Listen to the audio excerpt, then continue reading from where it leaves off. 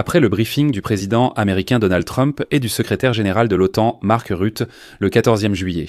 Et surtout après que Trump a accordé à Poutine encore 50 jours pour conclure un accord de paix, période pendant laquelle Trump ne mettra pas en place de nouvelles sanctions ni de nouveaux droits de douane contre le Kremlin et ses partenaires. Certains commentateurs ont commencé à soupçonner que Trump joue tout de même le jeu du dictateur russe Vladimir Poutine.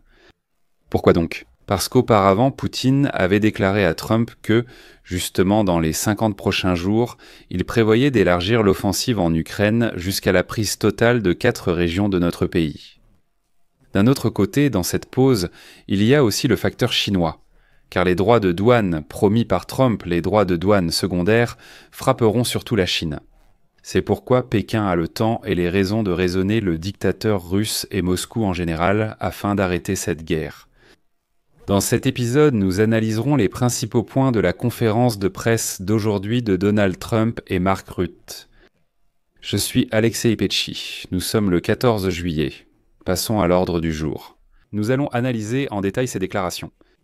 Mais avant de commencer, je vous demande de vous abonner à la chaîne, de cliquer sur « J'aime », d'écrire n'importe quel commentaire et surtout de vous abonner à ma chaîne Telegram Pecci News. Le lien est dans la description de la vidéo. Nous y publions les nouvelles en temps réel dès leur arrivée. Alors, la principale conclusion du briefing d'aujourd'hui du président américain peut être formulée ainsi. Trump a eu une idée géniale de vendre des armes américaines aux pays européens qui les remettront ensuite à Kiev. Le président américain a annoncé ce plan lors d'une rencontre avec le secrétaire général de l'OTAN, Mark Rutte, ce lundi. Et il a également fixé un nouveau délai pour la Russie, menaçant de conséquences commerciales si un accord de paix avec l'Ukraine n'est pas conclu dans les 50 jours. Je vais maintenant citer Donald Trump. Nous imposerons des droits de douane très stricts si nous n'atteignons pas d'accord dans les 50 jours. Des tarifs d'environ 100%. On peut appeler cela des droits de douane secondaires. Savez-vous ce que cela signifie ? Cela signifie que les droits de douane secondaires concernent principalement les partenaires de la Russie, comme la Chine, l'Inde, le Brésil, la Turquie et tous les autres qui continuent d'acheter du pétrole et du gaz russe. Et Trump dit que dans 50 jours, s'il n'y a pas d'accord de paix, alors vous devrez en souffrir. Et vous devrez choisir entre le marché américain ou aider Poutine. Et voilà, un représentant de la Maison-Blanche a ensuite expliqué que, lorsque le président des États-Unis parlait de droits de douane secondaires, il faisait référence à des tarifs de 100% pour la Russie et aux mêmes droits de douane secondaires de 100% pour les autres pays qui achètent du pétrole russe. En ce qui concerne l'armement, selon une personne familière avec le déroulement des discussions, en plus des systèmes de missiles Patriot, le principal point sur la liste des souhaits de Kiev. Les États-Unis pourraient également vendre aux membres de l'OTAN des missiles à courte portée, des obus d'artillerie, des missiles air-air à moyenne portée, qui seraient ensuite transférés à l'Ukraine par les partenaires européens. Fait intéressant, selon les responsables, les motivations de la décision de Trump concernant les armes sont multiples. Premièrement, en vendant des armes aux pays européens, plutôt qu'en les transférant directement à l'Ukraine. Trump espère ainsi se protéger des critiques politiques, selon lesquelles il renierait sa promesse électorale de réduire le rôle des États-Unis dans la guerre de longue date menée par la Russie contre l'Ukraine. Trump avait promis de ne pas participer à la guerre, et il tient parole. En réalité, il vend des armes aux Européens, et ce que les Européens en font, cela les regarde. Trump compte également sur un bénéfice financier. Parce que chaque système de missiles Patriot coûte environ 1 milliard de dollars, et Trump a déjà vanté les profits pour les États-Unis dans le cadre de ce schéma.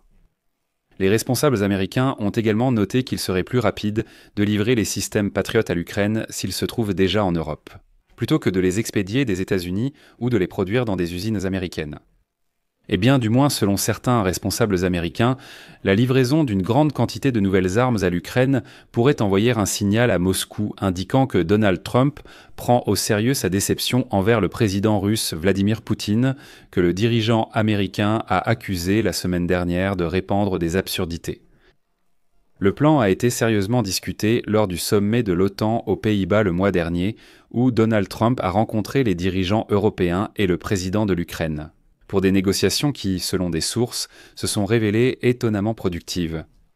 Mais en réalité, tout ce plan de transfert d'armes américaines aux Européens, puis des Européens à l'Ukraine, a vu le jour il y a déjà plusieurs mois, juste après la victoire de Donald Trump aux élections de l'année dernière. À ce moment-là, les responsables européens ont commencé à réfléchir à un moyen de poursuivre le soutien militaire à l'Ukraine, même si Donald Trump réduisait le rôle de Washington, comme il l'avait promis lorsqu'il était candidat à la présidence.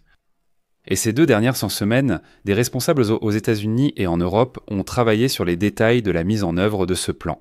L'OTAN, je le rappelle, ne fournit pas elle-même d'armes à l'Ukraine, mais agit comme un centre de coordination en coordonnant les livraisons provenant des différents pays membres. Le mécanisme de transfert des armes peut inclure la livraison par les pays européens d'armes déjà achetées aux États-Unis, qui seraient ensuite remplacées par de nouveaux lots fournis par les Américains. Ou bien les Européens peuvent acheter de nouvelles armes américaines pour les transférer immédiatement à l'Ukraine. L'Allemagne et la Norvège font partie des pays ayant déjà revendiqué publiquement leur participation à ce schéma. Mais, selon des responsables, au moins 4 autres pays qui n'ont pas encore été nommés rejoindront également le projet. Trump s'est entretenu la semaine dernière avec Friedrich Merz, le chancelier allemand.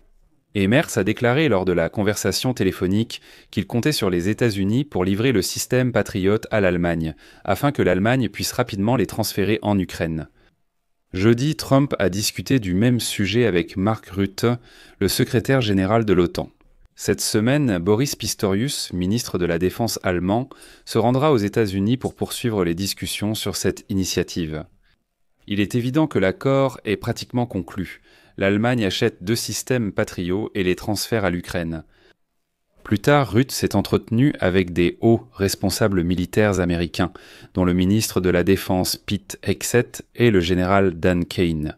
C'est le président du comité des chefs d'état-major interarmés, afin de discuter plus en détail des modalités de mise en œuvre de ce plan. Quant au report par Trump de l'introduction des droits de douane contre la Russie et ses partenaires pour 50 jours, des théories du complot sont déjà apparues à ce sujet. En effet, selon la publication, lors d'une conversation téléphonique, le 3 juillet, le dictateur russe Vladimir Poutine a déclaré au président américain Donald Trump que, dans les 60 prochains jours, il prévoyait une nouvelle escalade à l'est de l'Ukraine afin d'atteindre les frontières administratives des régions que Poutine considère, pour une raison quelconque, comme les siennes. Poutine a clairement fait comprendre qu'il prévoyait une nouvelle escalade dans la guerre contre l'Ukraine au cours des 60 prochains jours. Cette déclaration date du 3 juillet. En particulier, Trump a dit au président français Emmanuel Macron que Poutine tenterait à nouveau d'occuper le territoire au cours des 60 prochains jours, dans les régions ukrainiennes où la Russie a une forte présence militaire. Et le président des États-Unis a alors dit à Macron que Poutine voulait tout prendre. Eh bien, c'est là qu'intervient une simple question de mathématiques. Poutine a annoncé à Trump un délai de 60 jours. Le 3 juillet, Trump a annoncé un report de 50 jours le 14 juillet. C'est-à-dire que Trump aurait soi-disant soustrait des 60 jours de Poutine les 10 jours déjà écoulés depuis la conversation téléphonique et a accordé un report pour les 50 jours restants. On peut voir cela de différentes manières, mais d'un autre côté, 50 jours, c'est aussi une passe à la Chine. En fait, la Chine vient tout juste de commencer à démêler sa guerre commerciale avec les États-Unis. Et là, Washington dit que si Poutine ne conclut pas d'accord, ne signe pas d'accord de paix, nous imposerons une taxe de 100% contre la Chine parce qu'elle achète du gaz et du pétrole russe. C'est donc dans l'intérêt même de la Chine. Pendant ces 50 jours, il n'est pas trop tard pour arrêter et raisonner le dictateur Poutine. Quoi qu'il en soit, comme on le voit, Trump donne à nouveau à Poutine la chance de sortir de la guerre, comme on dit, en sauvant la face, sans une défaite totale ou la destruction de Poutine lui-même par ses propres élites du Kremlin. Je vais mettre des points de suspension ici. Donnez votre avis, vos réflexions sur ce sujet dans les commentaires sous cette vidéo. Abonnez-vous à la chaîne, cliquez sur la cloche et n'oubliez pas de mettre un like si vous souhaitez soutenir le travail de cette chaîne.